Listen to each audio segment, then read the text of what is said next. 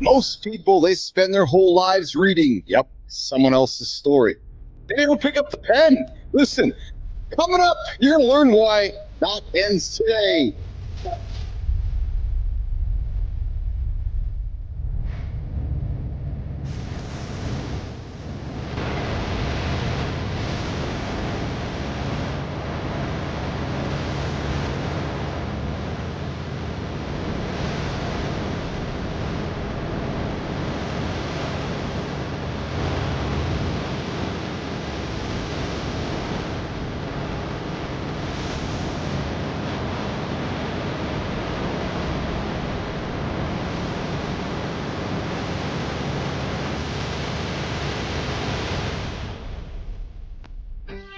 There we go. Good morning. You're in the lab where excuses expire and authors emerge. Hey, you got Keith Bilous here. Quick note before we get in the content is raw coming up. The language sometimes is foul. So if you got kids in the room, I don't know. You know the drill. Put the headphones on or walk the motor. Just turn the volume down. We got John Anderson and, of course, myself is here. C. Marty's got some obligations this morning, and so does producer Flynn. And, of course, we got the old button presser, Jimmy, over on the buttons. Good morning, Dugan. Good morning, Jack Dugan. I see you there in the comments. Good to have you here this morning, joining us in the lab. First thing this morning. And hey, we're about to flip the script on everything you think you know about transformation. Our friend Adam House, CEO of House of Bricks, is joining us today, bringing this week's brick, breaking down exactly how to write that first line when you're staring at the blank page. You know what it's like? You're like, you got the white piece of paper in front of you, like, oh, where do I start? Where do I start? Adam's going to dig into that out with us this morning. AJ Zeglin's joining us here later this morning with Mind Fuel Rewiring. The rewire. Yeah, I got to get the marbles out of the mouth this morning. AJ is going to be here to talk about rewiring the psychology that keeps you reading someone else's story instead of writing your own. But hey, first, listen, nation, the League of Business Athletes is live. Here's what that means. 10 spots, 100 days, 100 hours, and one shot at rewriting everything and transforming your life. The question is, nation, the question isn't if you're ready. Nope, the question is, are you qualified? More on that coming up in a minute. For now, listen, I invite you to hit that subscribe to the channel. Subscribe, like it, tell your friends, smash the like button. Tell everybody you've discovered the only morning show on the planet to help you get your ass out of bed and move forward in life and hit those big, most audacious goals. Jimmy, we're going to pivot to the right to the camera over here. We're going to bring in our friend Johnny. It looks like my camera's a little messed up this morning. I'm going to fix that here. We got Johnny here this morning here in the lab. What's going on, Mr. Anderson? What's up, brother? How are you today? I'm good. Another day in the loop. Obviously, yesterday was the last few days was challenging, but yes, the good part about yesterday was it was a day where I got to kind of process everything through and actually I recognize the silver linings in the situation. It's another thing to actually start to feel them, and I'm feeling them now. So for those of you, for our regular listeners here this morning, Jack Dugan and so forth, regular listeners, we know that Johnny had a family, I guess I'm going to call it a tragedy, a family tragedy yesterday. Johnny lost a friend of the family yesterday, and we spent some time yesterday just reflecting upon losses and so forth. And we're going to spend time throughout the day today. And, John and I connected before the show, and John, would you tell me, you're like, hey, yesterday's part of the process, and today's a day you got to get up and keep moving forward, right, pal? Yeah. Yesterday was the tough one in terms of not wanting to get up, not wanting to, but it was, I think that's the one beautiful thing about, habits and personal standards. Then when you really need to do something you don't want to, you've practiced it so many times, it becomes much easier to execute when you feel like you can't. Yeah. Because that you can, it just, that voice tells you can't. And when you've overridden that voice enough times, you just go. Well, and there's somebody starting their day right now and they're thinking to themselves, I'm going through a tragedy or I'm going through difficult times right now. And Johnny, it's so easy. It is easy just not to go. And I know you and I, we laughed because we're here this morning. It's just habits, right? There's really no decision to make. You just roll over and go, right? But I got to think yesterday, you even said yourself, you're like, I just don't know if I can go today, even though you did. The brain's a powerful thing, eh, brother? It's a powerful thing. Oh, 100%. And keep in mind, it's the way that it's the way the brain was designed. Yeah. It was designed to get us to avoid anything that was going to exert energy, because way back when, energy conservation is what kept us alive, when we didn't have enough to eat. So anytime we could do something that would conserve energy, that's what a brain was programmed to get us to do. Obviously we don't live in a place where we don't have enough to eat anymore. And the problems that we're trying to avoid are not going to eat us for lunch. So it's a very, very different, the brain now is, when thousands of years ago, our brain was our friend. It kept us alive. Now our brain just makes us fucking lazy. Johnny, how's Terry doing today, brother? How was Terry yesterday? How's her friend, and how's Terry doing today? Today they're doing, so I haven't talked to him yet. Obviously it's pretty early for most people. Yeah. Yesterday I talked to him right before they're getting ready to go into ground zero, if you will. Yes. Go in and gather, and they were pretty grounded. They had, I guess, they had spent the time preparing, and they were doing good. And, for me, what I'm kind of letting them know is, hey, I'm here. I don't want to keep poking in your business, because you got to stay focused, but I'm a text away, I'm a call away, and they're doing well. And have you talked to your daughters? Yeah, of course. They're all doing well too. It's weird because it's, I guess I've spent enough time kind of programming their minds as youngsters that they default right to, man, this really shows us how fragile life can be. And they start looking at things differently rather than looking at things like, I'm going to go have a drink, or, I'm going to go, they don't run to self-sabotaging behavior patterns when tragedy strikes. Which is good. Yes. Yeah. Well, and I think we as humans need to get our energy out somehow. And I'm hoping that the girls, and I know myself, I get into the gym, probably like yourself, right? It's either going for a ride, going for a run, going for a walk, lifting some heavy things, but it's taking that energy you have inside of you and moving it somewhere, because you got to get it out somewhere, right? It's sometimes when, a lot of times when someone goes through something, you feel that thing in your chest, feel that thing in your stomach. And what you just said, it's basically, in many cases, you could call it anxious energy. Yeah. But it's still power. It's still energy. And so when you have, that's, the saying I was making, don't let a good tragedy go to waste. I was sucking on those words pretty hard yesterday, and, but when it comes down to it, that feeling that you have that in any situation, it could be stress at work where you feel like you can't sit down because you're just so anxious. Spend that energy on something productive. And, don't run from it. Don't try to kill it with some sort of a numbing device. When I say numbing device, alcohol, substance, whatever. Yeah. We got to recognize that there's something there for us to use to our benefit. In many cases, you take that energy and you use it to help the ones that you love that are actually in trouble, because they're the ones that need it. That's it. That's exactly it. Listen, Jim, let's keep going with the script here, Jimmy. So listen, nation, I'm going to tell you something here that nobody else will. Your story, it's not stuck.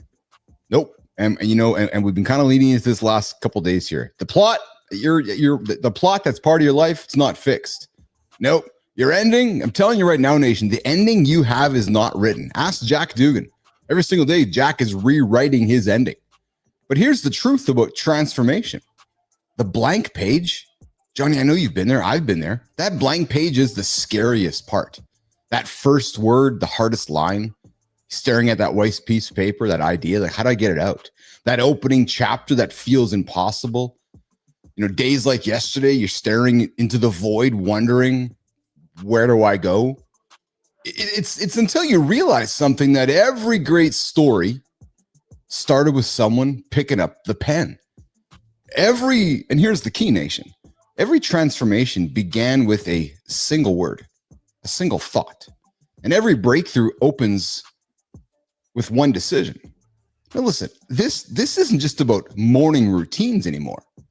This is about habits. I'm sorry, this isn't about habits or systems or frameworks. No, nation, it's about authorship. So listen, you can lay there right now within your own story and let that person over there write it for you. And many of us do. We let others write the story for us. And I know my friend Jack, for many years, the story has been written for Jack daily. Jack's like, John Jack's like, fuck it, I'm going to take control of my life. And he picked up the pen and started writing his own story. Yeah. That's the power of the pen and your own piece of paper.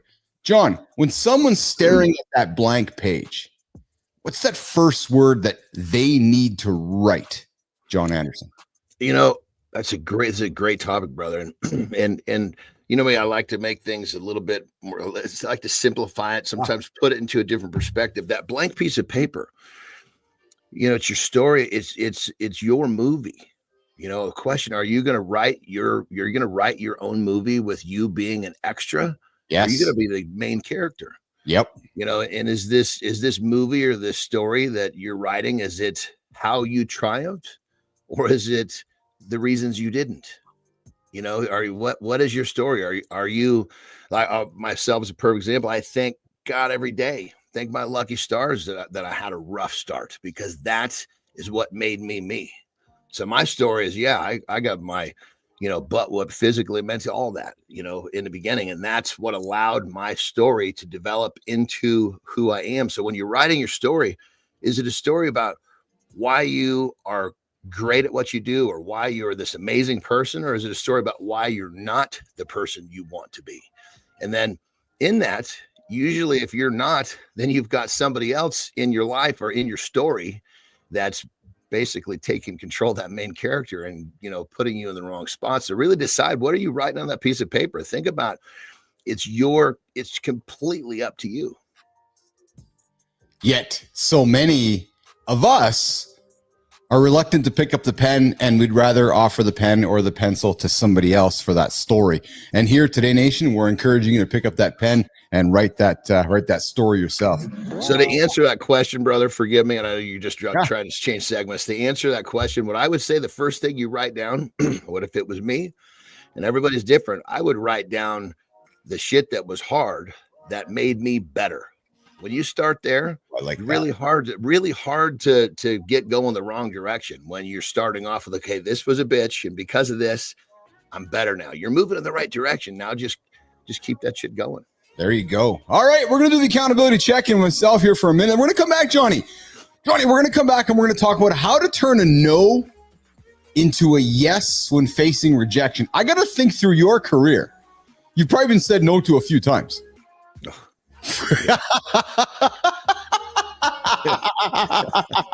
You and me both. So we're going to come back in a minute, Jimmy. We're going to get into how to teach Nation how to turn no into a yes as part of our next segment for Center Stage. But first of all, guys, we're going to get into the accountability check-in. And here's what I'm going to invite you to do right this moment. Pull the glasses off for this one. Pull out your journal. Maybe it's on an app. Maybe it's on a piece of paper. Maybe it's on that rock tablet that John Anderson picks up when he's scrolling with that rock. Open to that blank page. Now look at what's stopping you from filling that page. In the next segment, you're going to learn why that empty space is your biggest opportunity. But let's get uncomfortably honest. Open that calendar app. Scroll to yesterday. Count the stories you let others write for you. I bet you many did. Everybody else's meetings, everybody else's tasks, everybody else's to-do lists. The meetings you didn't take, the notifications you didn't need to check, the distractions you didn't need to follow. Now, I invite you, as you're starting your day, look at today's blank page. Are you holding the pen or somebody else? Are you waiting for somebody else to fill that calendar? Are you starting your story, or are you still reading from someone else's script? Because I bet you that you are. Because here's what separates elite performers. The guys that AJ Zeglin works with, joining us here later this morning. The humans that Jory Jansen works with. The guys like John Anderson as he's going through his career.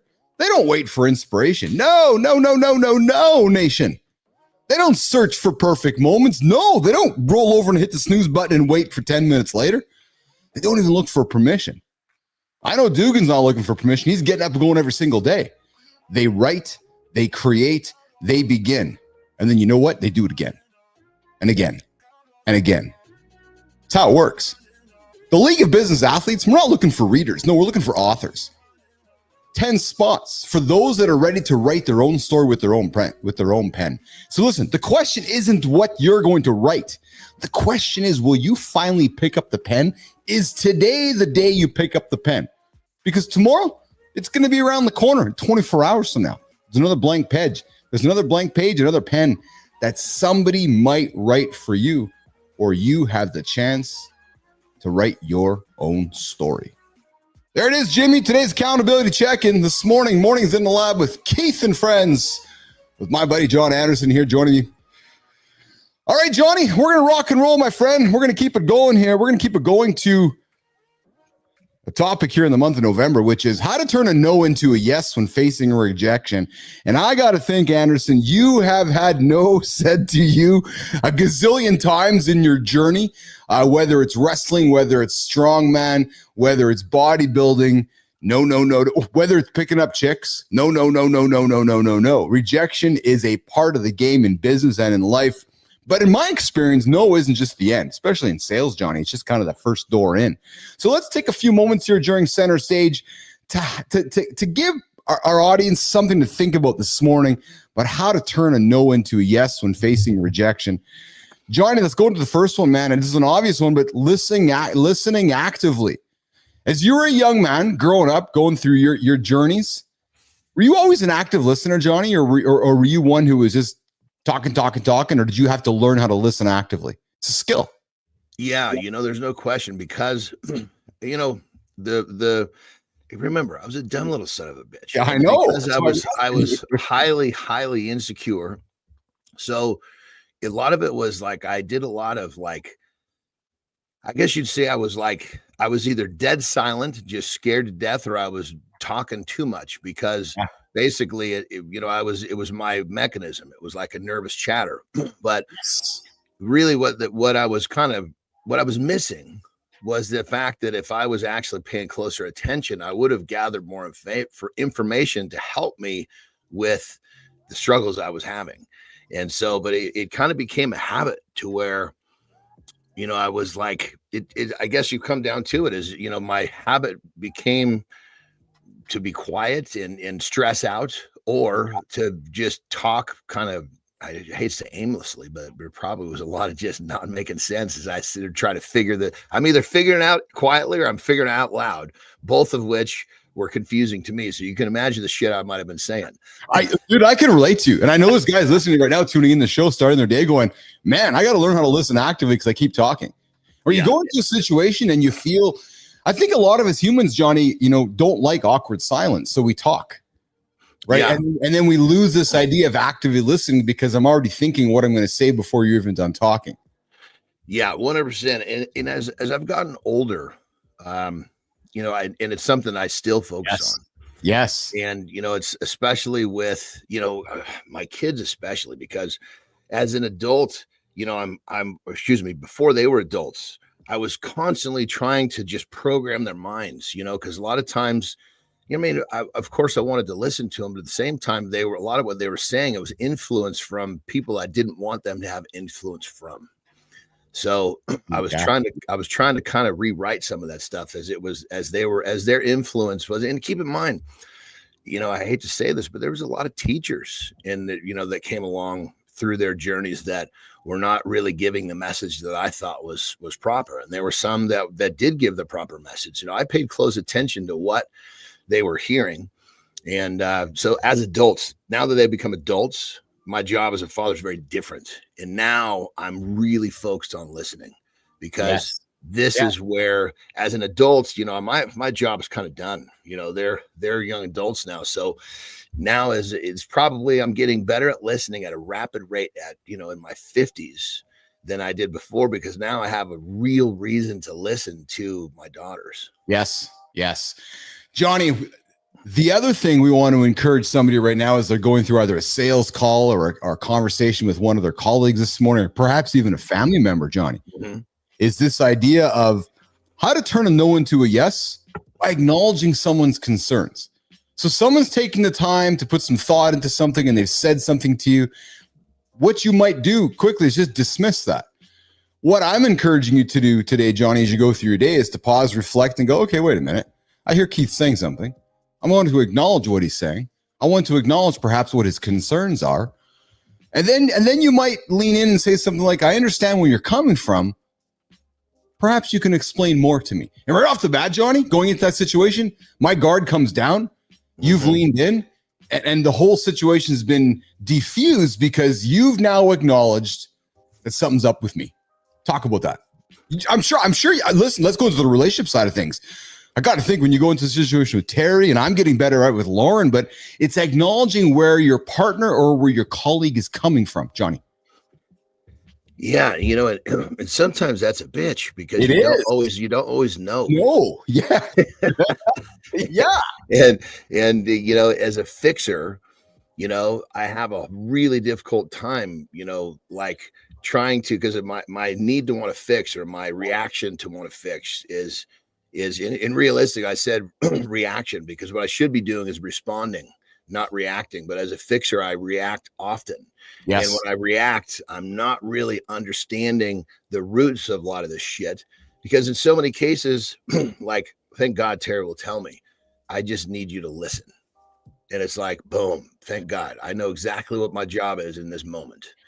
And other times she doesn't say that. So I'm kind of left to figure out what I'm supposed to do on my own. And obviously sometimes I get it, sometimes I don't. So it's a challenge. I mean, communication with someone, especially someone you love, it's important because, you want to, obviously people want to be heard. They want to be understood. And so I think, we're talking about probably one of the, in terms of like love relationships, this might be one of the biggest challenges that human knows. All right, so then we go to the next one. Good morning, Shinku. I see you there, brother. Good morning. Good to have you here this morning. Listen, you're hanging out with Keith and John. Marty's off doing some obligations this morning. Flynn's doing the same thing. So you got the two pillars. You got the two, the two pillars of the Business Athlete Performance Lab, the two guys holding up the table to the platform here, hanging out with you guys. We're like wine, brother. We just get better with age. That's it, pal. And we are hanging out, going through how to turn a no into a yes. And, as you guys are starting your day, whether it's a personal relationship, a business relationship, you're going, I got to go into the meeting to how do I handle the situation? And we've talked about listening actively. We talked about acknowledging concerns. And here's a big one, Johnny, clarifying a misunderstanding. Sometimes a no happens because of a misunderstanding. Terry has said something, you've said something, I've said something, and you're like, oh, well, hold on a second here. And then you talk, you argue, you bellyache back and forth, and you go, wait a minute, there was a misunderstanding here. And I think that's where we got to slow down the whole thing and just kind of clarify the situation, right? Because misunderstandings lead to speculation. Speculation leads to negative emotion. Negative emotion leads to negative stories in our head, Johnny, and the whole thing spirals out of control. You know what I mean? And that's one thing I've actually got pretty good with. Yeah. With Terry and my my current relationship, which is going to be my last, I'm committed to that. You and me both. Is that, when there is a misunderstanding and we somehow figure it out, it's like, whoa, this is fucking perfect. Yeah. Because this whole thing is existing off of a platform that doesn't even exist. Yes. And I'm really good at saying, hey, you know what? I can let this go right over my shoulder and we can move on with no issues. And I've gotten really, really good at that because I guess when it comes down to it, I don't need to be right. I want to be happy. Well, you said that a couple weeks ago, man, and I've been hanging on that one because a lot of people need to be right. Oh, and I was one of those guys for a while. It was terrible. Both. Yeah, and right equals ego, right? And I heard you say something like, I don't need to be right. I just want to get. It's not about being right. We just got to find the right solution. I don't care what the hell the answer is. Yeah, and on that matter, on that level, you don't even have to agree to be happy. No. It's like, Terry and I we come to listen. We'll agree to disagree. Let's move on. Yes. Yes. And that's okay too. Yes. Because if you think about it, if you agree on every little single thing, somebody's bending over constantly. And you don't want, that's not a platform for longevity. If someone is just saying what they need to say and not sticking, being true to how they feel, then that's usually not a good recipe. Well, you know what, Anderson, I'll tell you right now too, it's something I learned here last little while, just through readings and just through, life experience. In many ways, agreeing to disagree is not the right approach. So you and I, let's not pretend. So you and I are going through a business situation together. And we're both leading teams. And if I'm going to agree to disagree with you, and then I go back to work with my team, I'm essentially just giving you the finger and saying, I don't fucking agree with that guy. So what I'd rather suggest to you as a colleague would be saying to, you know, Johnny, I don't agree, but I'm going to agree and I'm going to commit so that I show the team and I show so I show the family that I might not agree with where Johnny's going with it, but I'm his partner and I'm going to commit to Johnny because now I'm showing the team that I'm beside you. And then I'm next to you, and then I'm committing to what you believe because that's what a partner does. Not, I don't fucking agree with that guy. And I'm just, because when you agree to disagree, in many ways, John, within a business or even within a family, you're kind of just saying, I'm waiting for you to fail so I can give you the finger and tell you, I fucking told you so. You know, it's interesting because I think when you first went to, you know, family or relationships and business. So let's take business and remove the word relationship because obviously it's business. We're going to have business relationships, but let's just remove that word for this conversation. Yes. In business, I 100% agree. It's like, look, we have to come to some sort of an understanding, some sort of a compromise so we can both be proactive so that we're both, you know, because business is not just, to be successful, you've got to have other people involved. If we're talking about real success, high level success, you're never going to do it by yourself. So in business, I agree. But in I guess in relationships, I think you're not being quite so stringent on the fact of, you know, I might disagree, but it doesn't mean that I want you to fail. It just means that I think it should be done differently. That's right. No, and I can't disagree with that. And Shinko's coming in here with some great comments here. And Shinko's like, and I agree with this one. There's still a bitter taste when we agree to disagree. Right. So, and I don't know. And Shinko, you said it best, right? Humans are tricky beings because I don't know if there is the right answer, you know, whether, you know, if I don't agree with you, you know, if it's my wife, you're like, you're swallowing it and you're moving forward basically. Right. I'm going to come from the other side of that though, brother. Tell me. So agreeing to disagree, I can totally see where that's coming from, but I think you're still too ego oriented to say that. Yes. I think when you say, look, well, we can agree to disagree means, you know, hey, it's okay.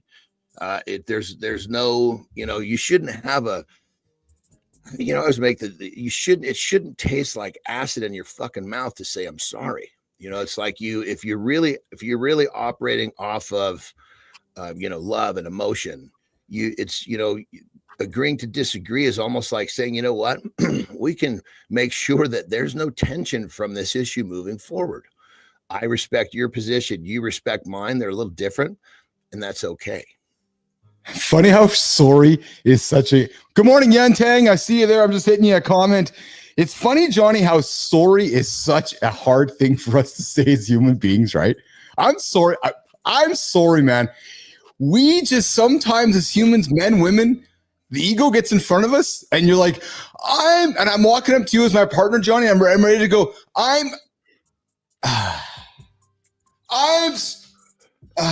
You know, it's just, and we walk towards it. I want to say that you know what I mean? Well, yeah.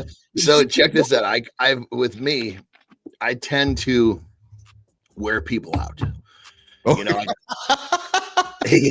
I tend to, even some of my friends are happier taking me in doses because, I just work at a faster speed than most. And when I say fast, I guess you'd say it's like I'm just, my loop. I enjoy my loop. I don't want time off from my loop. And a lot of people get in the loop and they're good for a little while and then they need to jump out, And so on that level, when I realized I have no intention of ruffling anybody's feathers, but in many cases, unintentional, it happens. Yes. And it's become so easier for me to say I'm sorry because I did not intend to ruffle someone's feathers. And it happens enough where saying sorry has become quite easy for me because I don't ever intend to just ruffle someone's feathers because of who I am and how I live my life. But when it happens, my apologies. I hear you. All right, we got Adam House hanging out in the green room. Johnny, we're going to come back and keep the conversation going around how to turn a no into a yes as we continue with the show here. But we got Adam House waiting for us in the green room. Jimmy, I'm going to do this. Yeah, I'm going to do the C Marty Fit Tip today. Johnny, I got to go for a break, man. John, you got for a break, brother. You come back in a minute, and we're going to get taken care of. If I had Dugan here, I'd go the Jack Dugan Fit Tip of the day here. Jack's down 40 pounds, fucking rocking and rolling it every single day, getting up and showing up for the show and winning life, learning how to take those no's and turn them into yeses. Hey, listen, let's talk about three, not one, not two, but three muscle building fundamentals every man should master, except you, Jimmy, to see real gains and maintain strengths. Number one, progressive overload. Yeah, you hear about it all the time. John and Marty talk about it all the time. You got to lift heavier over time. If you're just going to show up in the gym and lift the same 25 pounds every single day, nah, ain't going to work. Your muscles need a challenge. They need a challenge to grow. You got to increase the weights. You got to increase the reps. You got to increase the intensity each session to keep pushing those limits. So you're listening to me right now. You're heading to the gym, or you're sitting in your truck wondering if you're going to get into the gym. I know you shinker, you've done that before. Get in there. Put down a 25, pick up the 30s. Get under the squat rack. Put an extra 5 pounds on there. Make those 5 pounds feel like they're extra 45 pounds. Get that progressive overload coming in there. Next one, the obvious one, guys, proper nutrition. Fuel that body with protein-rich fuels, complex carbs, and healthy fats. You've been hearing Jory talk about it. Aim for those lean meats, whole grains, quality fats. Go crush some avocados today. Oh, yeah. Those gains not going to start in the gym today. Nope. Not going to start in the cold tub. Nope. They're going to start in the kitchen. Yeah. That's where it's all going to start. And then lastly, but not least, the consistency. We know how it works, nation. Consistency is king. You got to show up even on the days you don't feel like it. Stick to the routine, track the progress, and build momentum. You know how it works. Movement creates momentum. So listen, as I invite you starting your day today in the month of November, you're going, I got to say no to something, to say a lot of yes to something else.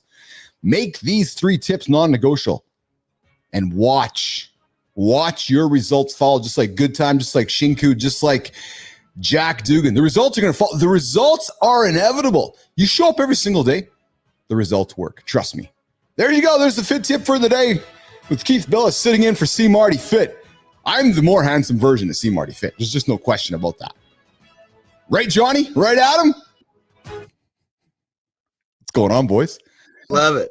I love it. What's going on, Adam House? How are you? You good? I'm fantastic. Thank you very much. Thank you very, very, very, very much here this morning. So listen, guys, when men are stuck in the valley of mediocrity, when their mornings feel like more like quicksand than launching pads, when they're ready to turn those first hours into a competitive edge, you know who they call? They don't call John Anderson. They call Adam House. Oh, yeah. The CEO of the House of Bricks. Adam's joining us here today to talk about picking up the pen and starting their day with that blank page, beating the morning routine, and so forth. Adam, let's break it down for us, man. How does a man turn those first dark hours of his morning from a valley of distraction into a workshop for his next chapter? Adam House, what's the blueprint look like for somebody getting up and crushing their day today?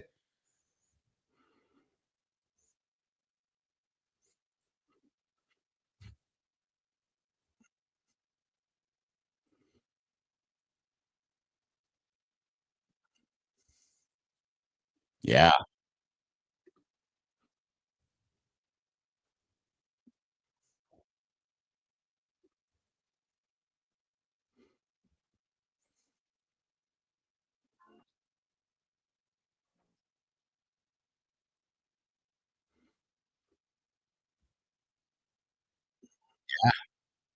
Yes. Yeah.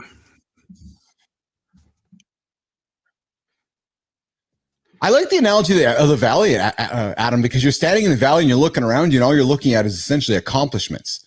And you're standing in the valley asking yourself how you're going to make those accomplishments.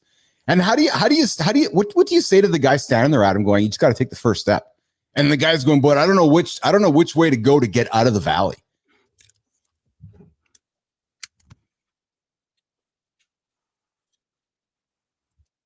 Yep.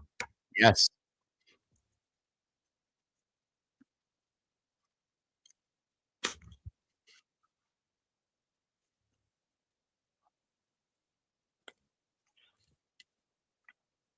Yeah.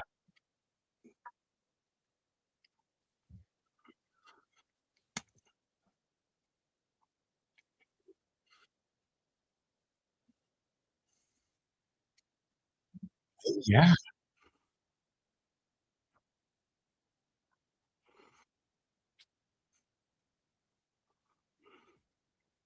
love that. Yeah. Yeah. Oh, I love that. I love that. So, Johnny, I'm really digging Adam's theme this morning, because what you're talking about, Adam, is very much that the success is built in the valley, right? Victory comes from spending time in the valley, right, brother? Yeah, I mean, getting your ass kicked, you're always going to learn more from getting your ass kicked than winning. And we win, it's great, we love it, but at the same time, you're not analyzing. You don't have much to analyze when you won. Everything went to plan. When you get your ass kicked, you lose. You're like, okay, let's look at this. What's the reflection? The biggest wins come after the biggest losses in most cases. And in many ways, it's like climbing the highest mountain, right? You're climbing the highest mountain out of the valley. And then once you get to the top, Adam, you got to go back to the bottom again. And then we find ourselves back in the valley again, right? And I love your analogy of the valley like your journal. So when you're in the valley, you find yourself writing, right?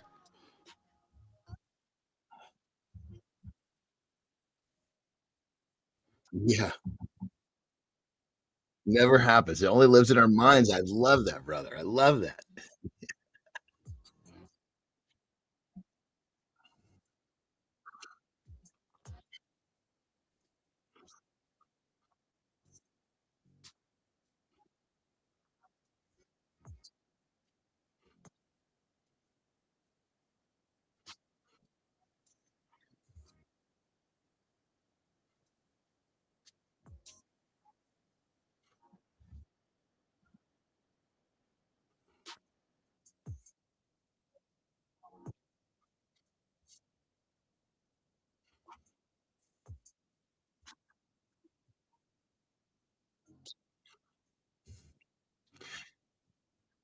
Brother, I love that. Don't waste your sorrows. The thing that mine is, don't let a good tragedy go to waste. I was waiting for that one.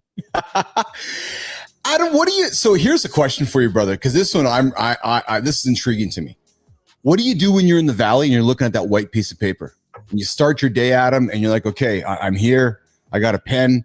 I'm in the valley. I'm staring at that white journal. And what's the first word that's coming out? Like, how do you do that, brother? Like, how do you start? Do you just dump from the brain? Like, there's somebody listening right now. I'm telling you right now, there's somebody listening to you right now, and they're going, but I don't know how to start, Adam. Are you just saying, just start dumping your words out? Is that the advice you're going to give somebody?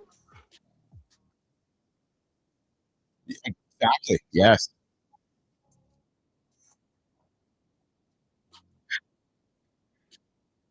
Yes. Yes. Oh my God. Yes. Oh my God.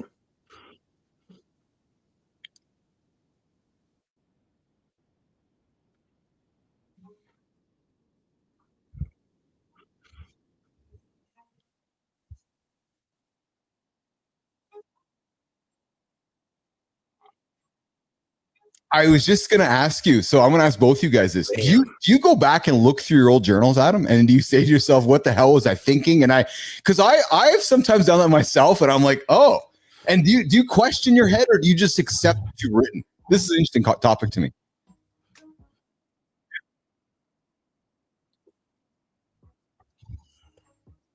Yeah.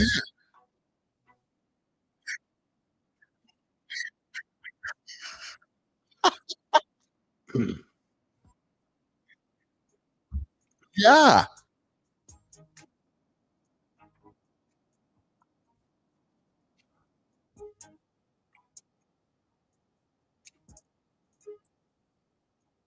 Yes. Yes. Yep.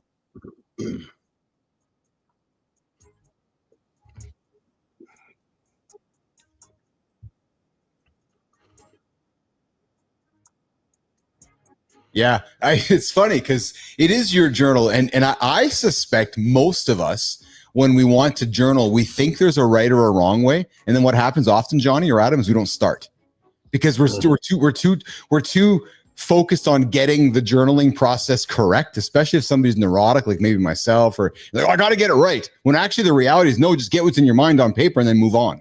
That's how you get out of the valley. You're going to do it again tomorrow, and when you do it every day like that, you realize it doesn't have to be perfect. It's an exercise. It's putting your brain in the right spot, so and one of the drills that I'll have, clients of mine that are, when we're doing the mental exercises to kind of reprogram how they view life, I'll literally say, if I'm having a hard time getting them on the right track, say, listen, piece of paper, split down the middle, write a big line down the middle. You're going to write basically one side, you're going to write all the shit that stressed you out.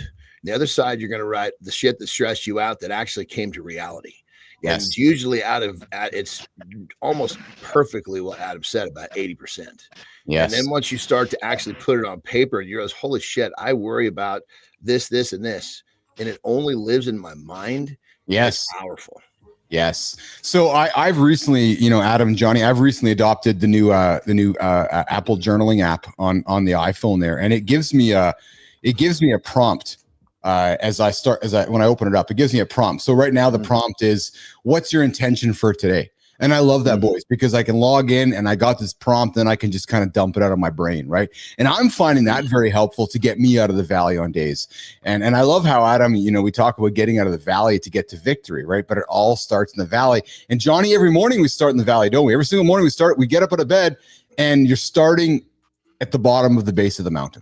Yeah. I mean, it was crazy. Yesterday, our guest was talking about his method about one was remove, one was purpose, one was gratitude. That is literally, I have the same drill I do that I teach as well. It's just basically, it's the same three things. It's just formatted a little bit differently. And it's pretty amazing when you find people that have developed some, I don't call it mental strength, mental efficiency, maybe call it. Yes. There's some level of reprogramming, refocusing on a daily basis, because just like you said, every day we wake up and we're behind the 8 ball. And if we allow ourselves to stay there, that kind of determines how we live our lives. And we can live our lives as a glass is half full, or we can live our lives, the glass is half empty. This morning, it would probably took me about 40 minutes to snap myself out of it. Next thing you know. No kidding. Yeah. Well, and the crazy thing is Terry, she's gone. She's, with her friend. And I'm here. I'm in the house by myself. So out of just fucking nowhere, I just fucking yell, fuck yes, as I felt, me getting in the right spot. And I just kind of, that positive energy just came pouring out of me. And I could do it vocally, which was kind of fun this morning. I love this. This is good advice this morning, Adam, talking about getting out of the valley and walking towards victory. And it's especially succinct compared to the conversation we had yesterday with Dr. John Page. Johnny, because he's talked about how he starts his day and attacks those three things, and it's very much linked to journaling. And Johnny, I know you've had a tough day yesterday, turning tragedy into something. And Adam, you talked about this morning how to take something negative and turning into a positive. So, Nation, as you're starting your day today, and you're hearing Adam and myself and Johnny talking about, you're starting your day, you feel like you're in the valley, you feel like you're stuck somewhere, you're looking around, you got mountains everywhere, you got these mountaintops you got to climb. You're thinking, holy fuck, how am I going to get to the top of that? Adam said it best. Just dump your brain into your document. Just journal. Just get your words out, right, Adam? Hell yeah. That's okay. That's all right. That's all right, brother. We still got you here. Yeah. So rock and roll. So Adam, you have yourself an awesome day, guys. You can find Adam in the House of Bricks community, the leading community for business guys who are stuck getting themselves going. You're looking for a LinkedIn presence. You're looking to get yourself out of the valley. You got to join the House of Bricks community with Adam House and the gang, Michael Kaninsky, Adam Paul, and the whole team over at the House of Bricks. Adam, have an awesome day, brother. We're going to catch up with you a little later today. We got AJ Zeglin joining us here, but before we do that, thank you, Adam. Let's go, baby. Let's go. Johnny Anderson. It's time. Come on, baby. All right, brother. What's up? All right. So many people talk about not wanting to be average. Well, here's the deal. If you don't want to be average anymore, you've just got to stop doing the shit that average people do. And it's not as difficult as you think. Because unfortunately, or fortunately for you, average people repeat the same mistakes, usually on a daily basis. So what do you got to do? You got to look at your day and you got to remove some of the things that you're doing that are holding you back. And you've got to implement something into your day that's going to help you move forward in whatever it is you want to do that's going to be beyond average. Here's the thing. This is your choice. You have the ability to do it. And I know many of you are saying, oh, this is going to be difficult. This is going to be hard. You only think that because the average people around you are telling you this dumb shit. So if you want to take the step to not be average. All you've got to do is recognize it starts with today. Take the first step. And once you're in motion, you will realize it's not nearly as difficult as you think. Rock and roll. Go. If you're listening, What's so goddamn funny, brother? I love to make you laugh, but I didn't think my lifestyle tip was funny. But so fill me in here, baby. If you're listening to an average person, you're just going to get average advice. Is basically what you're saying. Yeah. So stop listening to average people for average advice, AJ. That's exactly what Anderson is saying. Because if you're you hear people say this, like, hey, don't take advice from someone unless they're where you want to be. But sometimes that doesn't resonate. So you got to come from the flip side of it. You got to tell the story from a different angle. And sometimes you break it down like, hey, if you don't want to be average, just change a few things in how you live your day and you will separate yourself from average. And it's remove one dumb thing and add one thing in, and do that every fucking day. And literally in a couple of fucking weeks, you're going to go, holy shit, I graduated from the average club. Yeah, you graduated from the average club. And hey, listen, AJ Zeglin's joining us here right now. And listen, guys, every man waking up right now, John and AJ, they have 2 mornings. There's 2 of them. It's snooze button and no snooze button. But the other guy is the one guy that has his mind that he wants to write. And the other guy is going to write nothing but excuses. And Dugan, I'm looking at you, man, because I know you're the guy who's writing the story you want to write. You're not letting somebody else write your story anymore. You're like, fuck that. I'm writing my own story. In the next 12 minutes, we're going to hang out with Zeglin, AJ Zeglin, our mind fuel expert. And we're going to talk about why your brain fights your strongest hours and how to shut down that resistance for good. And AJ, when elite performers, the guys you've worked with in the gym, in the clinic, who are coming to you and talking about rewiring.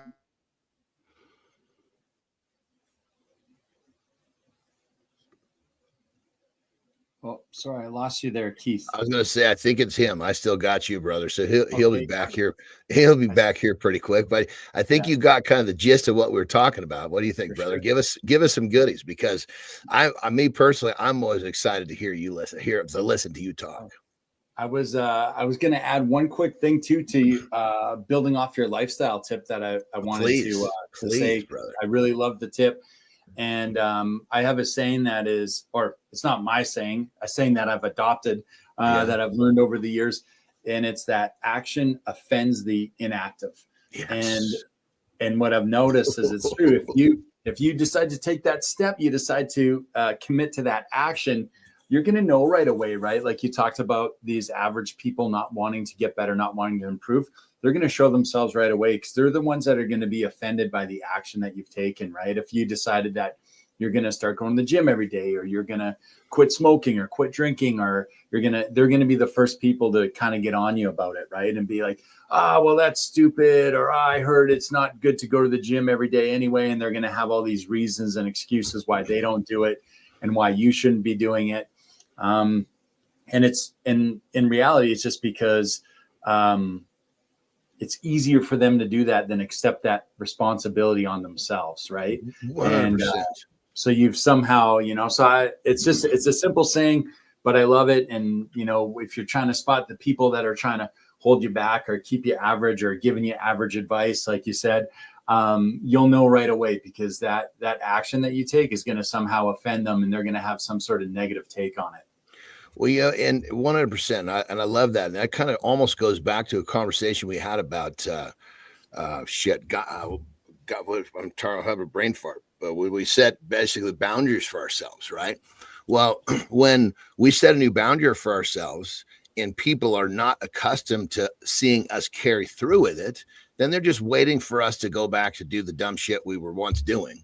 Right. And so, when it comes down to it, we're taking that step, to get out of the average club, which then, of course, everything you were talking about a second ago, you have to realize that you're going to get resistance from the people around you, because they don't, number one, they're used to you going back to your dumb shit real quick. So they're like, okay, don't bother me with this.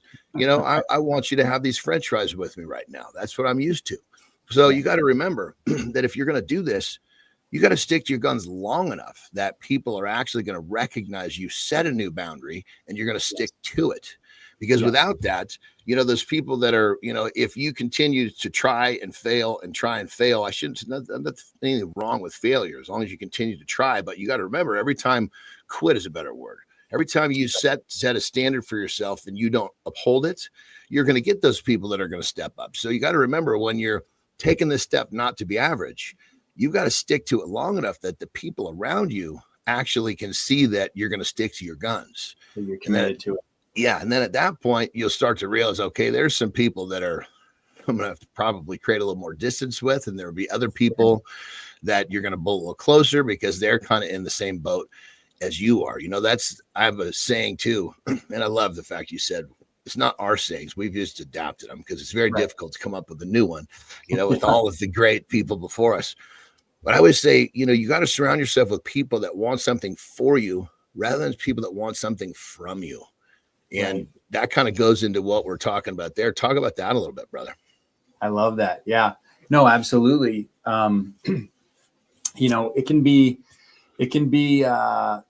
tough to find the right people to surround yourself with, and also to be the right person. Right. And that's usually where it starts from, right? Like, if we want to surround ourselves with really good people, guess what? The first step is be those things yourself, right? So be those things. So you want to surround yourself with people that are, positive. You want to surround yourself with people that are committed to their goals. You want to, surround yourself with people, maybe let's say, that are physically active, or that, or that educate themselves on a lot of different topics, so they're very well read.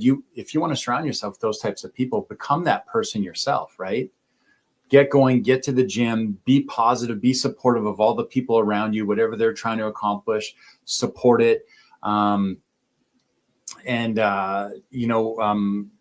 Stay committed to your goals. Like you said, those little steps and just that consistency over time is obviously the biggest factor in that. And do all these things and be the person you want to be. And all of a sudden you're going to notice those are the people that you're going to start to attract, right? Those are the people that you're going to start to cross paths with, right? Because now you're putting yourself out there, and you're creating this version of yourself. You're letting yourself to step into that. And these are the people that are now you're going to cross paths with. You're going to attract them. They're going to be in your circle. And then all of a sudden you're going to have what you were seeking, right? You wanted to be in a positive environment. You want to be surrounded by people that support you. Go out and do it first and be that person. And then you're going to notice that those people then will become attracted to you, and you'll have that environment to keep growing in. So you work with a lot of high level athletes, and obviously it's the mental side is what you're focused on. You deal with a lot of athletes that come to you that haven't recognized that they're still carrying around a bunch of people that are still trying to pull stuff from them rather than support them and have them, what is that a big part of what you deal with? Yeah, I mean, you're dealing with people with all sorts of expectations, right? From parents to friends, from themselves to media, to fans, to teammates, to other players, other competitors in the league, to coaching, to management. There's, a million different kind of people that are all involved on a kind of very big scale, right? That all kind of have their little say in it, right? And so it can be challenging, right, to be able to block the noise out and just focus on what's important and the opinions of people that are actually there to help make you better and help grow and genuinely support you and genuinely care about your development. It can be a tough thing to navigate, for sure.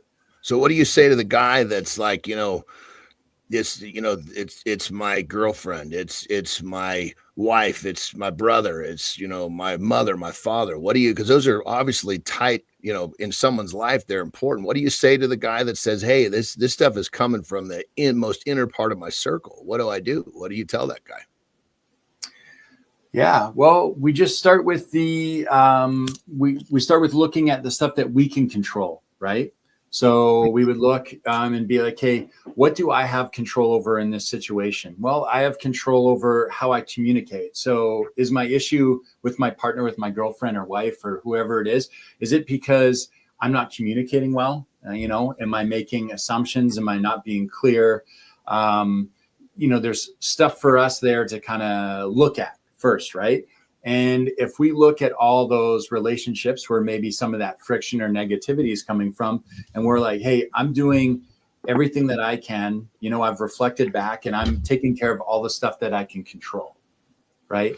I'm communicating clearly. I'm being honest. I'm removing assumptions from the equation. I'm always bringing my best effort, so it's not like I'm just getting home and I don't have time to converse with mom and dad or brother, sister, boyfriend, girlfriend, or whoever it is, right? It's, I'm prioritizing and letting them know that they're important to me.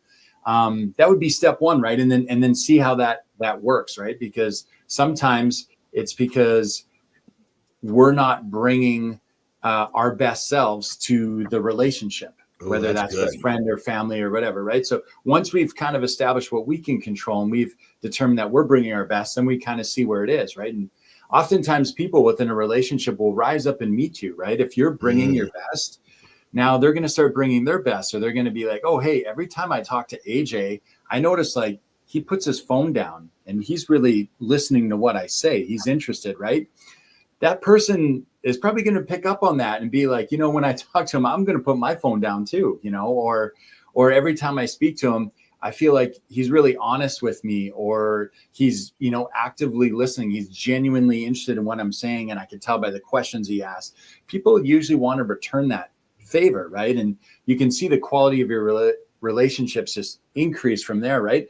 And if you do everything that's within your scope of control and it still doesn't improve and get better, well, now it's maybe time to kind of reevaluate where those people sit in your life and how much credibility that you give to their input and their feedback. That's so good, brother, because when it comes down to it, in a lot of these situations I went through, it was I started to make the decisions and create, my daily life in a certain way that was going to give me the outcome of success I was looking for. A lot of the initial resistance from the people close by is they think you're leaving.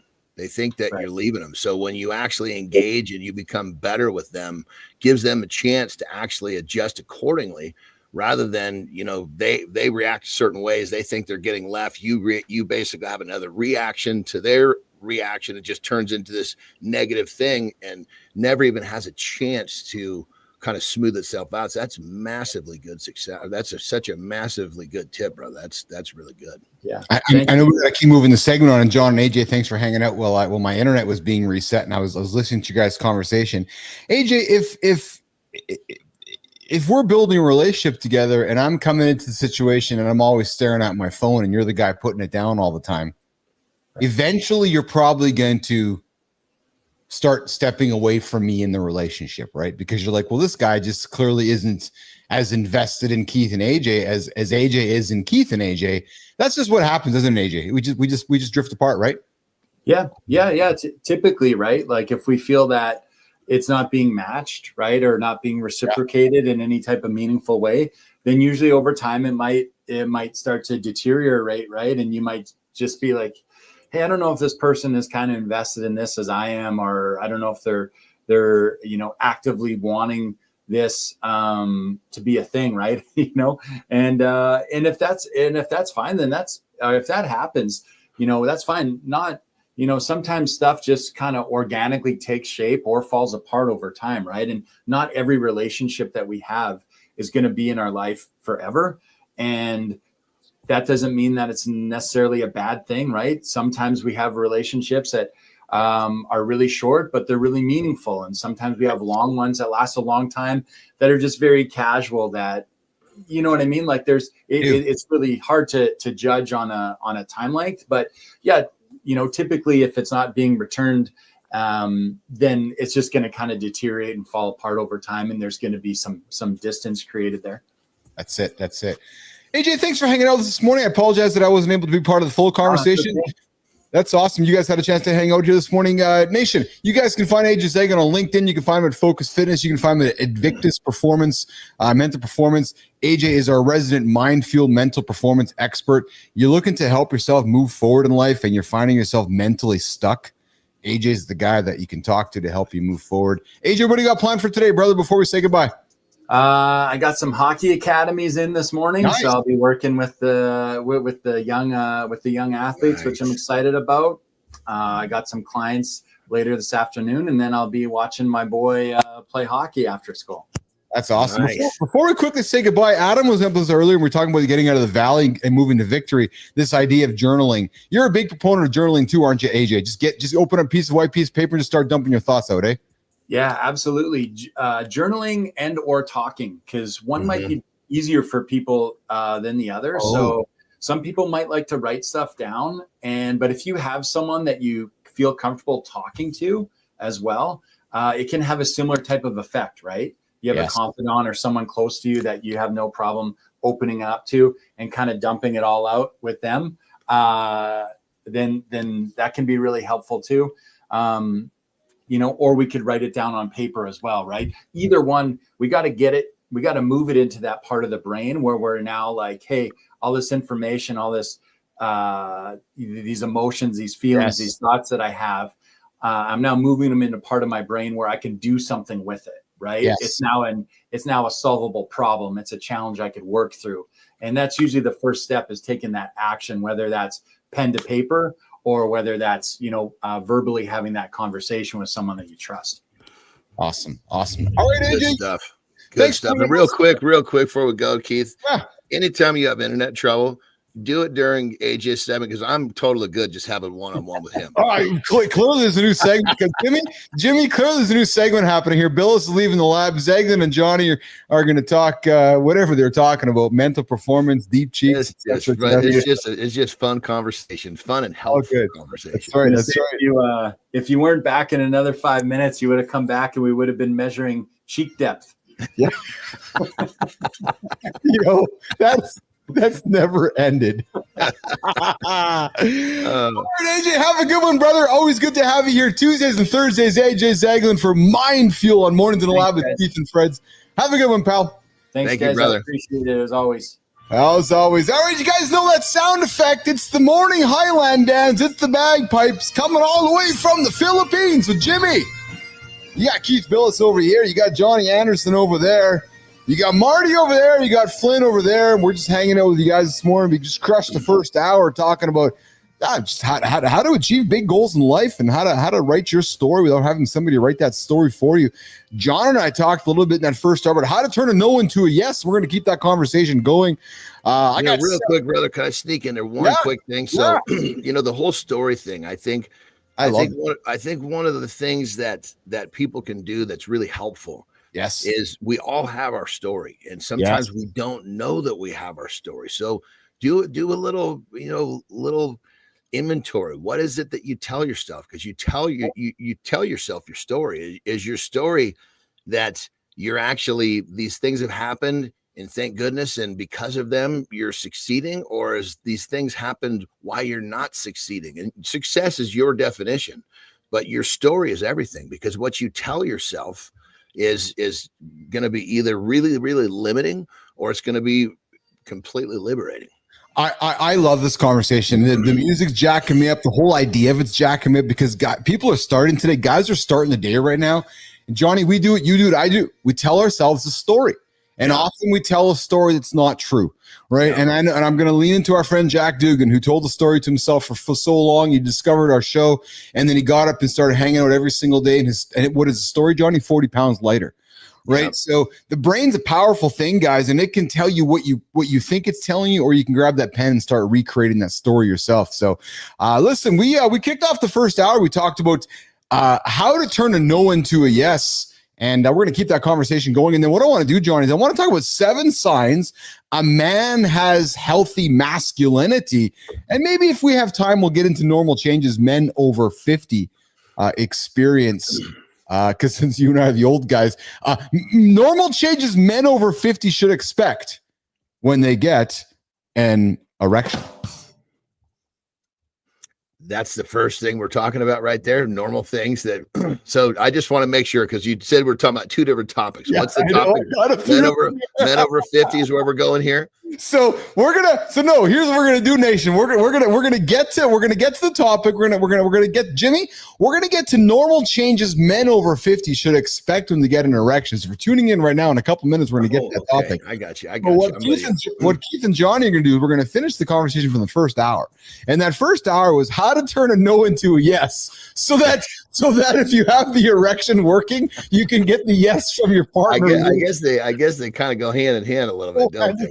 Johnny, they do go hand in hand. So how to turn a no into a yes. We talked about this idea of active listening. We talked about acknowledging somebody's concerns. We talked about clarifying misunderstandings. Johnny, how about talk about highlighting the benefits that matter? Always tailoring your pitch to the person you're talking to and their pain points. Perhaps it's if your boss, showing them how your recommendations directly solving promotions. If it's somebody within the relationship, maybe you're talking to your partner about benefits of the decision you're trying to make. The point, though, is that when somebody's saying no, Johnny, what you might want to do as half of the communicator is shining some of the light on the benefits of the situation. Yeah, and the benefits to them, because we tend to have, our conversation or our pitch or whatever it is. In many cases, it's the underlying, message is how it's beneficial, but who's it beneficial to? So when you think about, in many cases, if you're trying to talk to someone and trying to get them to kind of see what you see, you start off with how it's going to benefit them, because you already know how it's going to benefit you. Yes. And bring them a little closer with letting them see that, hey, this works both ways. Well, I think the caution of Johnny is I don't think your role in that situation, though, is to sell and convince, right? Mm-hmm. It's about suggesting the highlights, but I don't think it's not selling. Like, you're not getting in front of Terry and selling the hell out of her. You're presenting the benefits, you're highlighting the benefits, you're half of her partner, you're half of Terry and John, and then you guys can collaborate in making the decision. But if you just stand there and sell, your partner, your boss, is going to look at you like, who the fuck, man? Just shut up. Well, and the thing about it is people want to make a choice. They don't want to be sold.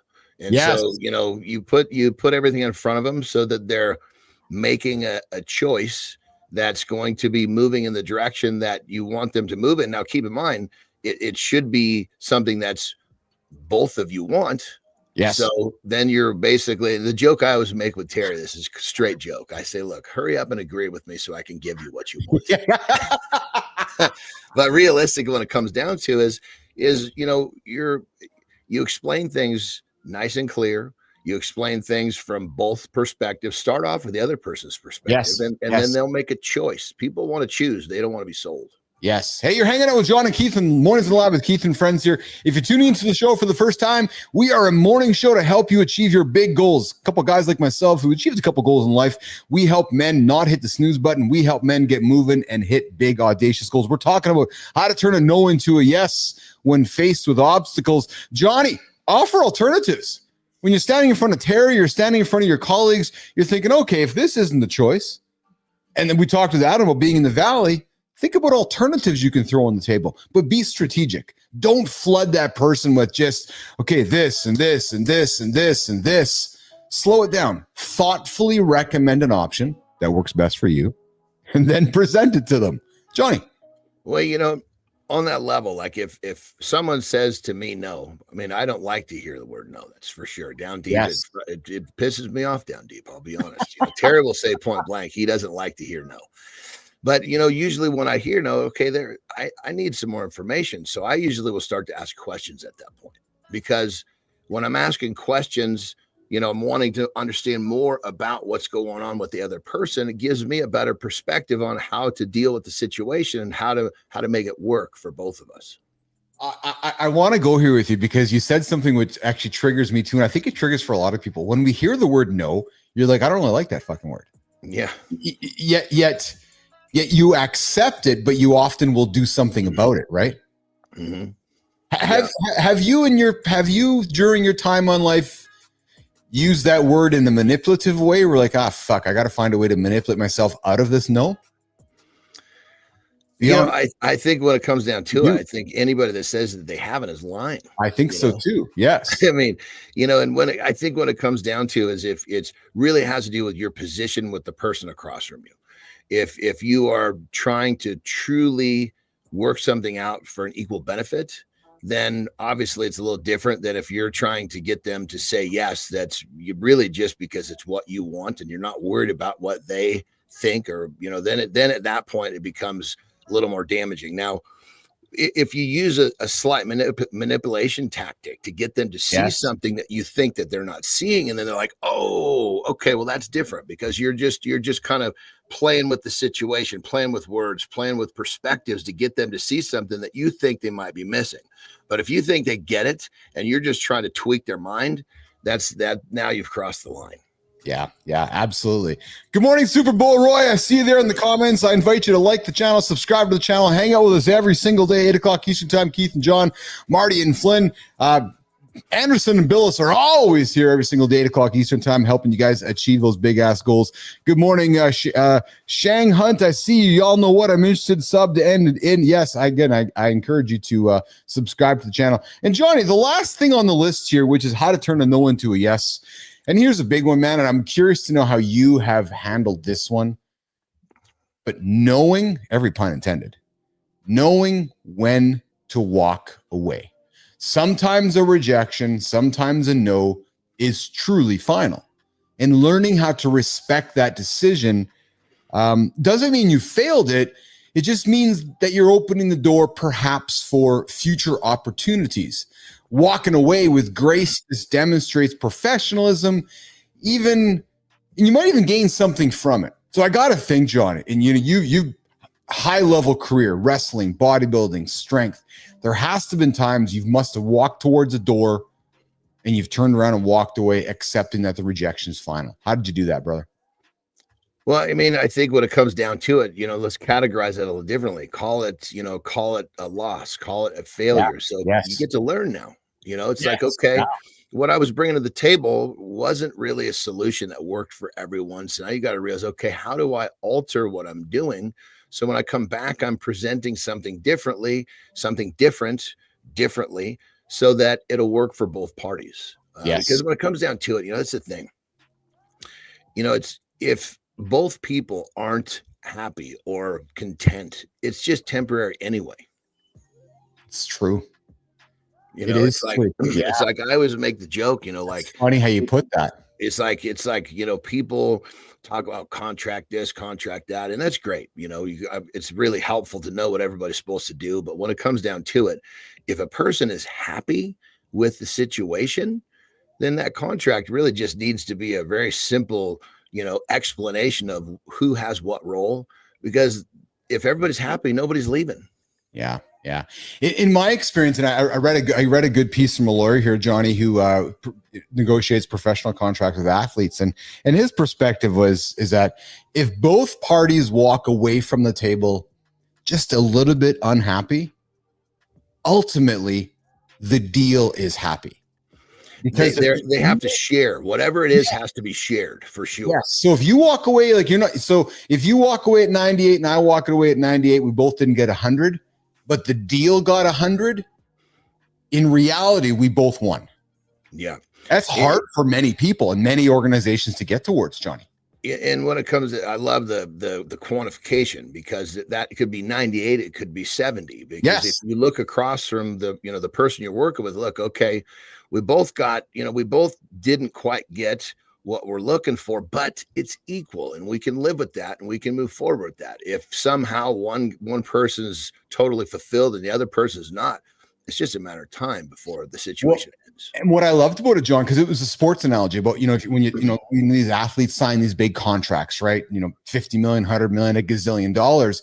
And the way it was presented to me was, and using you and I as a situation, let's pretend that, okay, we're doing a deal together. We both take a 98 to make the deal 100. Well, could you imagine if we're doing the deal together, using that same philosophy where I'm like, well, you're getting, 110 and I'm getting, 95 out of the equation, and then you don't perform as the athlete in this situation, what's quickly happening, right? I'm quickly feeling like I got the bum end of the deal, right? So if we both come to the table with 98, all of a sudden, both of our expectations are pretty even. Because if all of a sudden I go and going, well, fuck, John got the better end of the deal. He better fucking show up all the time. And then all of a sudden you're not, I'm going, wait a minute. Yeah. Expectations can really screw shit up. That's what I mean. Expectations are kill. It's like if the expectations of the agreement are not understood, and they're not really well defined, and especially if one person walks away feeling like they got bent over, then they're thinking to themselves, well, that son of a bitch better be at the highest level. And it doesn't take but one mistake or one, whatever it is for that person to feel like they're getting taken advantage of. And now, I mean, with the way I look at it like this is that if I want a situation to last, number one, I want to set it up where I feel like there's equality within the situation. I'll keep checking in on it because those things, they change. And if you want a long-term relationship, a long-term deal, sometimes they have to be adjusted along the way, you know, and I'm the guy in many cases say, hey, you know what? I feel like if I basically give a little bit more, I'm going to be, number one, I feel better about that. Like when I'm hired to do something, I'm always going to do a little more because that makes me feel like I'm going beyond what I was hired to do. And that's for A, it makes me feel good. B, it shows the other side that, hey, it's not just about, exactly what's put into this situation, into this agreement. He's going to do a little more. And I think that's a big part of it too. When you feel like the person across from you is ready to do more. That's how you establish that long-term relationship. You're not being paid to do it. You're just doing it. Like that athlete that, he's doing what he's supposed to do within the contract, but he's doing a little more. That organization is going to be happy. That's right. It's so true. It's so true. So I guess really what we're saying here, Nation, is don't always try to get to a deal to win it. Right. Sometimes winning it is actually losing it in the big picture. So that would be the advice we'd offer you here as we kind of wrap up the conversation about how to turning a no into a yes. So, all right, we're 20 minutes after the second hour here with Keith and John here, Mornings in the Lab with Keith and Friends. What I'm going to do, Jimmy and John, is we're going to do the creator spotlight. We're going to shine a light on somebody here on the platform, and then we're going to come back and we're going to wrap the show up with a topic that men that are hanging over here this morning that are over 50, normal changes. Men should expect over 50 when they have an erection, because men, life is not over after 50, man. Life, you're just starting. You're just starting and you want to rock and roll here because you get to 60, 70, 80, maybe life starts to end. But hey, when you're 50, you're just getting started here. So we're going to talk about the normal changes. Man, I'm 52, Anderson's 52. So we may have some experience with that. But Jimmy, we're going to pivot the attention. I'm going to move my attention to this camera over here. And we're going to take somebody off the LinkedIn platform. And typically myself and Christina do this, but right now we're going to celebrate somebody.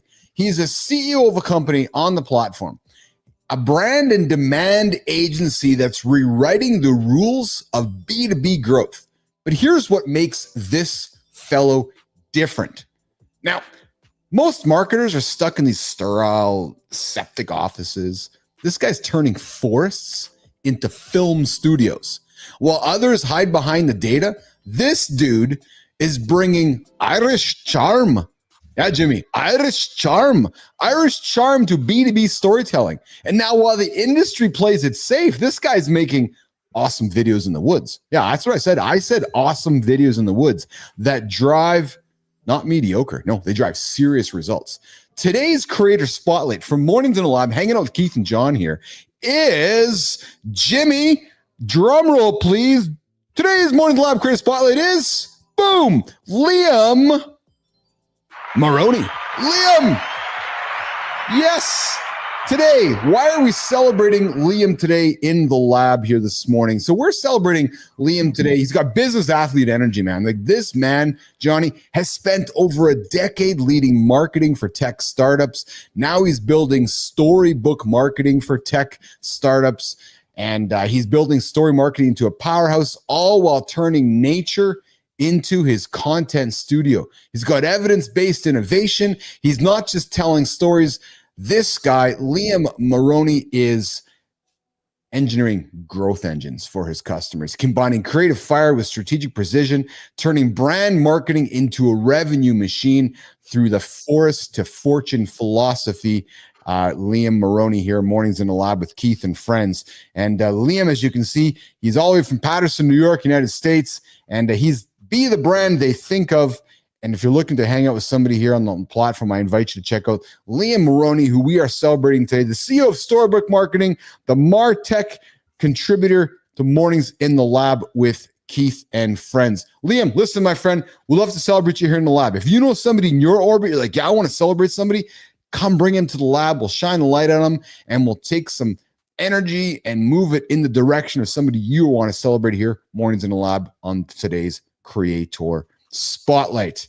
All right, Jimmy. So we're going to keep the show rolling on here. Once I find my there we go. We're going to get that over there, and we're going to do this. So, okay. So listen, we're going to move the conversation, continue moving the conversation to the next topic on the table today, which is normal changes, Johnny, normal changes that men should expect when they have an erection after 50. And I got to tell you, guys, if you're turning in right now and you're thinking, oh my God, you know, men, we don't typically experience the drastic hormonal changes of menopause. Nope. Not us. Nope. But the level of testosterone that as we have gradually declines around the age of 40. And guys might not notice these lower levels of testosterone because they don't have the symptoms. However, Johnny, low levels of testosterone might show up as lower sexual desire, lower bone mineral density, and hot flashes. One of the most common changes for men as we age is the time it takes to achieve an erection. And it may take longer for sexual arousal to turn into a full erection. And men, you know this, but I'm going to tell you this right now, looking into the camera. This is normal. Yeah, it's normal. Unfortunately, men, as we get older, it's going to be normal where these changes in erection caused by decrease in blood flow, but it doesn't necessarily mean you have erectile dysfunction. So before you reach for the Viagra, the Cialis, and so forth, talk to your partner, go talk to your doctor. But Johnny, as we age, man, erections change. Well, here's the thing. I think the first thing that we got to address in this topic is the fact that in many cases, as people are getting older, they tend to not be caring for themselves the same way. Mm-hmm. So they're not sleeping well, they're not exercising, they're not eating in a way that's supporting. Because ultimately, think like this: you're living your life that's creating a ripple effect of your health. Question you got to ask is it a positive ripple effect or a negative one? A negative ripple effect on your health in your 50s is going to lead you to not having a good piece of wood most every time. You know, and it can even go libido, where you just don't want to have sex. Yes. So I mean, and I can't tell you how many people that I work with, my clients, that have, you know, they're kind of they just know that they're not quite up to par with libido and, you know, erectile dysfunction. And a lot of times it's driven by low testosterone. A lot of times it's driven by a whole lot of things. But the bottom line, the first thing you want to do is start paying attention to your sleep, start paying attention to your diet, just take care of yourself, and you may be really surprised just in a week or two that some of the stuff will bounce back for you. So I think one of the things that we have to understand, or at least address, is that if you're not living your life in a way that supports this, you pretty much guarantee this problem is going to happen, whether you got low testosterone or not. Yeah. And listen, guys, if you're crushing fatty foods, you're crushing booze left and right, you're crushing all those accumulative choices that you started when you're 18 or 20. Mm-hmm. And you're trying to continue that in your 40s and your 50s, there's no question your sex life is going to change. Your erection is going to change. The ability for you to drive your libido is going to change. So as Johnny said, man, you got to look in your own mirror first. And literally, you know, traveling, like when I'm traveling, I do the best I can, but I don't have all my resources. And if I'm traveling, I was just traveling, not too long ago, and I noticed a difference in my libido just because I was not sleeping as well in a hotel. You know, the foods I was eating were not quite as dialed in as normal. So I can feel it I'm 52, and I can feel it anytime that I'm not really dialed in with taking care of myself. Yes. So nation, remember, that erectile dysfunction might be a symptom of a chronic condition such as heart disease, might be because of diabetes, might be because of sleep disorder, might be because of Parkinson's disease. So there's a number of things you want to look at, and talk to your daughter as you're aging, going, geez, I'm having a hard time with an erection. And you meant to say talk to your doctor, just so everybody knows. When you say talk to your daughter, he meant doctor. Oh, I said yes. Yes, thank you, Johnny. And while women can no longer become pregnant after menopause, men can still father children despite their age. However, sperm production begins to get lower, meaning it might be more difficult for them to father children because there's less sperm. Gentlemen, your testicles might also shrink due to the decline in sperm production. Your penis is going to probably change with age. The shaft may develop scar tissue with, to sexual activity, causing the penis to bend during an erection. This curable decision is known as Peyronie's disease. And then, of course, as we also age, gentlemen, I had no clue there was actually a name for that.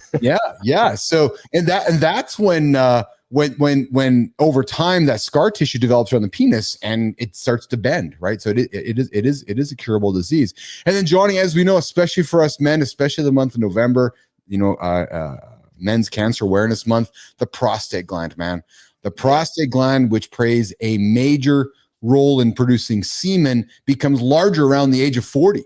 Right. So it's going to continue to grow as you age. So if the prostate becomes large enough, it might press against the urethra, causing benign prostatic hyperplasia, also known as an enlarged prostate, making it more difficult or painful to pee. So, gentlemen, if you're having a hard time peeing or it's hurting to pee, stop listening to John and Keith right fucking now and go to the doctor. Right, Johnny? Yeah, for sure. I mean, what the stuff that we're talking about is just, hey, because we're promoting you taking care of yourself on any level. And if you're not taking care of yourself, it's playing into this issue. Not to say that you may have more issues than not taking care of yourself, but that's always going to be the foundation of it, is taking care of yourself. So yeah, 100%. And there's, you can get yourself looked at, go to your doctor, have them do a blood panel. It's going to uncover a whole lot of information that can be really helpful for you restoring your sex life. It's true, nation. And I'll just wrap it up with this, guys. Listen, we're all getting older, man. And the common change, it's going to take longer to maybe get an erection. Don't beat yourself up. Don't look in the mirror and think you're going backwards in life.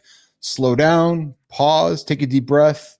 Focus, doctor, focus. Literally when you think about what you're going to do, if you're thinking about having sex with your wife or your girlfriend and you're not scrolling on your phone, you're going to have a much better chance of getting an erection faster. Get distractions out of the way. We have to focus on everything we do to do well or to be successful.